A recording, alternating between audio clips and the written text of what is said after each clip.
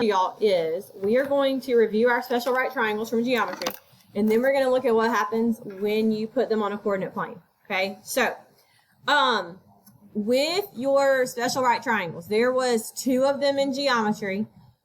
We're going to take one of those from geometry and change its orientation. So there's 3 we're going to look at, but there's really still only 2. Okay, so one of them is your 30, 60, 90 triangle, where you've got a 30-degree angle, your right angle, and a 60-degree angle.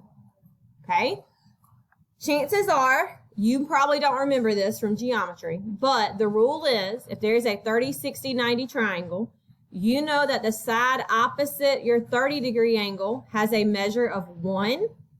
The side opposite your 90-degree angle has a measure of 2. And this is where you had an x, a 2x, and a x times the square root of 3. Okay? So y'all normally had x's on them when you were in geometry. So you could use your 30, 60, 90 rule to find different measures of those right triangles based on one of the sides that you knew. Okay? If we change that orientation just a little bit, if we turn it so that your 60-degree angle is in the bottom corner and your 30-degree angle is up top, it does not change the actual values, the 1, 2, and the square root of 3. It just changes which one's your adjacent and which one's your opposite. Okay? The reason we have to do that, where you move your 1 to where it's the adjacent, it's still opposite 30, but it's adjacent to 60, and it would be your x-axis. And that's why, because we're now going to put these special right triangles onto a coordinate plane. And last but not least, you have your 45-degree. And those of you that remember geometry, you will hopefully remember that if your angles are equal, your sides opposite them are also equal. So this is one where you had 1, 1, and the square root of 2.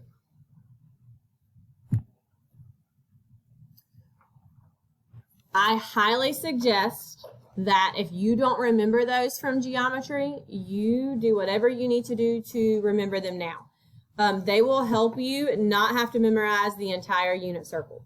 I'm going to teach the unit circle to you on Monday, but if you could remember these special right triangles, it's going to help you from having to memorize a whole entire unit circle, okay? Because where we're headed is we are now going to place these special right triangles on a coordinate plane. We're going to focus just on quadrant 1 today. Monday, we're going to look at all the quadrants together.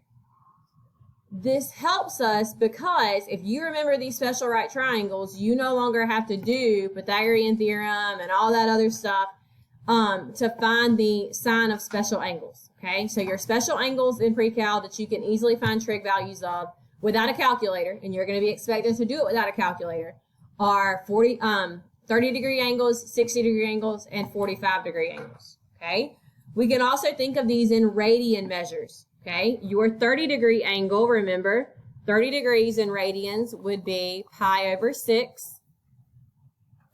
45 degrees in radians is your pi over 4. 60 degrees in radians is pi over 3. You'll notice that as we go through this and we have our radian measures versus our degree measures, we're going to be focused more on radian measures, and your denominators are going to be 3, 4, or 6. And these special right triangles will help us. So now I'm going to take, we're going to do the 30-degree one first. Okay, so if we take this, and I have my triangles drawn on here, but what we're going to do is we're going to now put this on a coordinate plane, so that the radius is 1. So if you have a different color, now would be your time to get that color. And just because I've done this on my paper, y'all, make your 30-degree angle pretty long out there. Okay, estimate as close as you can to 30 degrees and create your right triangle.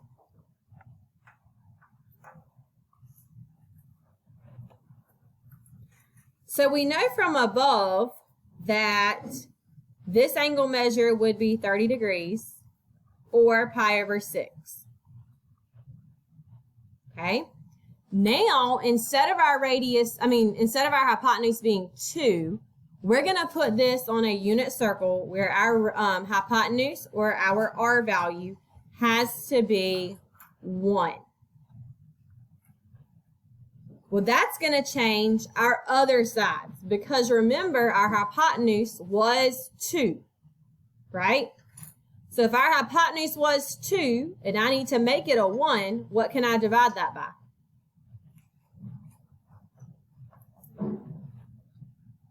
What can I divide 2 by to make it a 1? 2, not rocket science. So I could divide all those sides by 2 to create what we call our special right triangle when it comes to your unit circle, okay?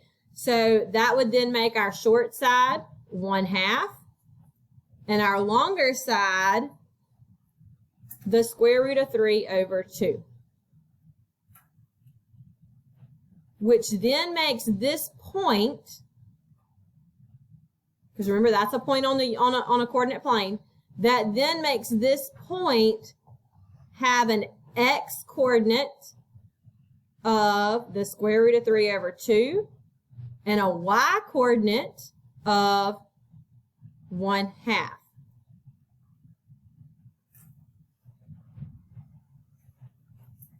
So if I asked you really quick, on Monday, you're going to see this a whole lot faster. If I ask you, all right, guys, what sine of pi over 6, you're going to be able to look at this and say 1/2 real fast because it's your y coordinate.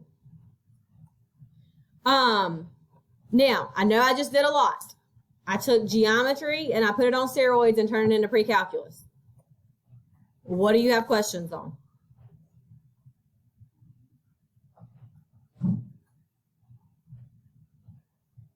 Because I just gave you a whole lot of information at one time. Yes, Nicole. Yes, because the definition of a unit circle is that the radius has to be 1. So this radius is our hypotenuse. Well, in geometry, our hypotenuse is 2. I needed to force that to be a 1. So I divided everything by 2 to force that radius or that hypotenuse to be 1. Yes, that's the definition of a unit circle. The definition of the unit circle is that it is a circle on the coordinate plane with a radius of 1. Does that make sense? Does that help? Okay.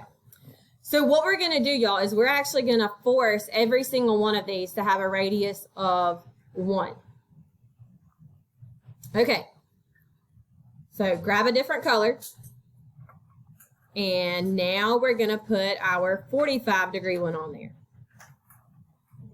Now, just for simplicity purposes, because again, I've done this. Yes, they all need to be the same, but you're going to end up having to make this one a little bit shorter to come down. So this orange is going to represent our 45-degree triangle, or pi over 4. Oh, wait, let me get orange. Hold on.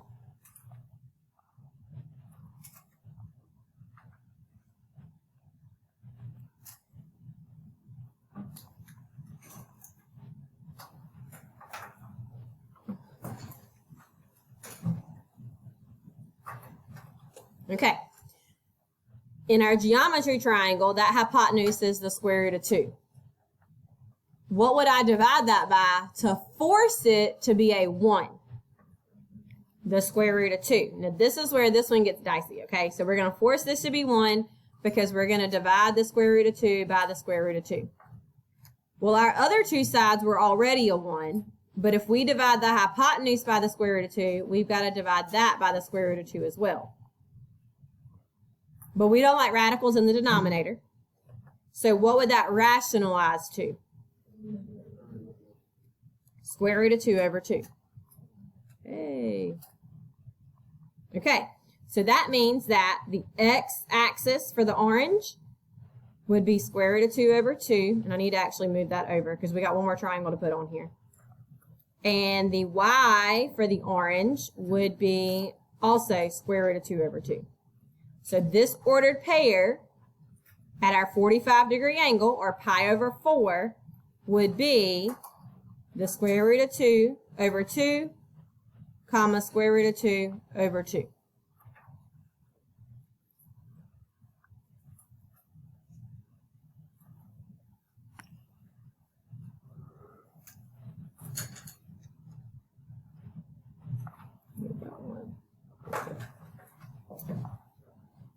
All right, we ready for the last one?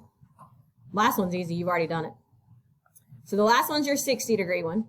Okay, so it's that same purple triangle. We're just changing the orientation of it, right? So now we've changed this. We've just changed the orientation so that our 60-degree angle is our reference angle, which means our short side of 1 would be the x-axis. Our long side of square root of 3 would be the y-axis.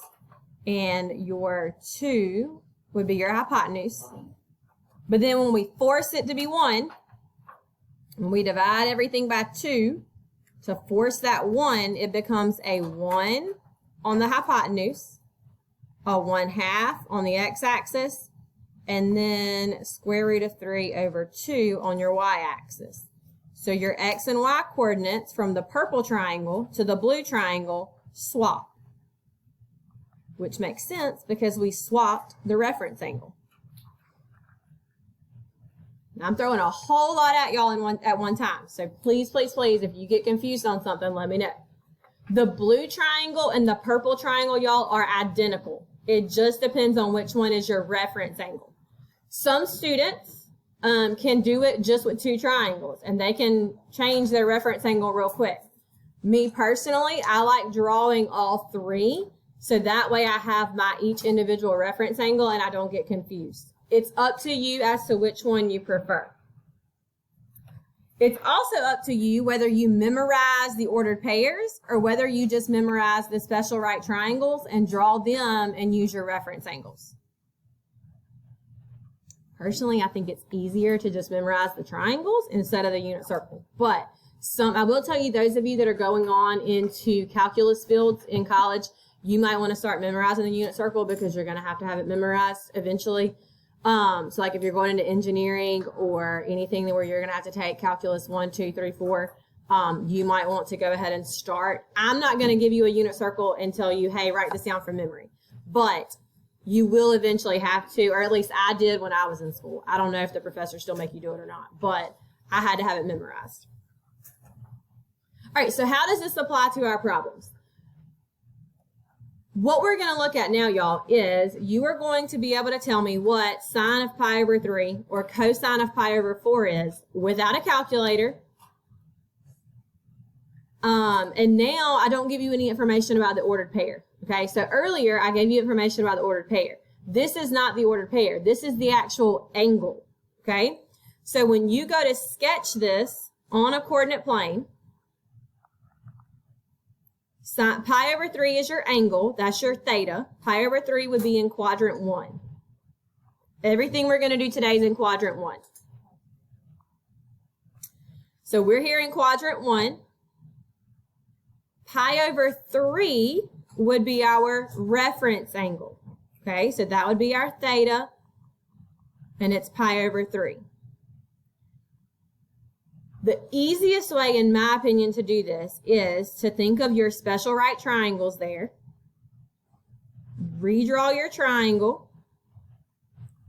If you know this is pi over 3, what that means is, that's really your 60-degree angle.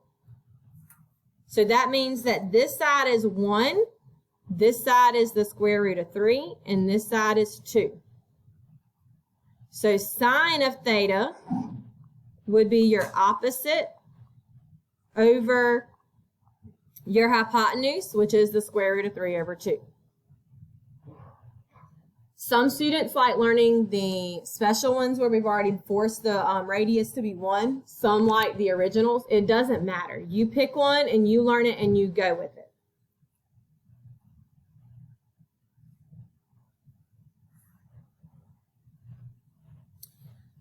If you're doing cosine of pi over 4, again, we're going to just stay in quadrant 1 today.